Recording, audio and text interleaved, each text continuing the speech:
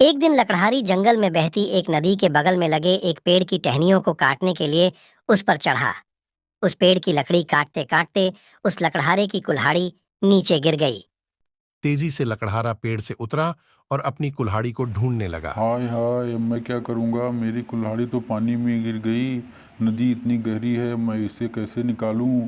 अब मैं अपनी कुल्हाड़ी अपने पास कैसे पाऊंगा? मैं अपने परिवार का पालन पोषण कैसे करूंगा? हाय, अब मैं क्या करूं? मैं कैसे जीऊं? ऐसे करके रोने लगता है। तभी पानी में से एक देवता निकलते हैं और बोलते हैं, चुप हो जा बालक, क्या बात है? हे ईश्वर, मैं एक लकड़हारा हूँ और मैं लकड़ी काटकर अपने परिवार का पालन पोषण करता हूँ। मेरी कुल्हाड़ी पानी में गिर गई, उसके बिना मैं क्या कर सकता हूँ? नदी इतनी गहरी है कि मैं इसमें से अपनी कुल्हाड़ी को कैसे निकालूं? कुछ समझ नहीं आ रहा है, इसीलिए रो रहा हूँ। वह ईश्वर बोले, चुप हो जा बालक, मैं तुम्हारी कुल्हाड़ी निकाल कर अभी देता हूँ। और इतना कहकर वह नीचे जाते हैं और एक कुल्हाड़ी निकालकर वापस लाते हैं। बोलते हैं, ले बालक, अपनी कुल्हाड़ी पकड़। वह लकड़हारा उस कुल्हाड़ी को देखता ही रह गया और बोला, हे ईश्वर, यह मेरी कुल्हाड़ी नहीं है, यह तो सोने की कुल्हाड़ी है। फिर उन्होंने डुबकी लगाई और एक दूसरी कुल्हाड़ी लेकर वापस आए। बोले, ये लो पकड़ो।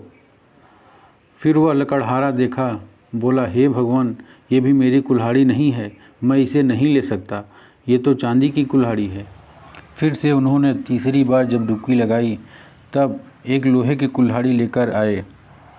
लकड़हारा उस कुल्हाड़ी को देखकर गदगद हो उठा और बोला, हे ईश्वर, यही मेरी कुल्हाड़ी है, अब मैं अपना पेट पाल सकूंगा, अपने परिवार का भी पेट पाल सकूंगा, आपका बहुत बहुत धन्यवाद। वह उस लोहे की कुल्हाड़ी को लेकर चलने ही वाला था कि तभी देव ने कहा, रुको, तुम बहुत भले और ईमानदार व्यक्ति लगते हो।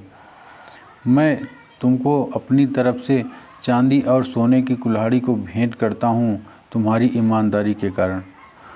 और वह दोनों कुल्हाड़ी उस लकड़हारा को दे दिए। लकड़हारा बहुत ही खुश हुआ। वह अपने घर जाता है और सारी कहानी अपने दोस्तों को सुनाता है।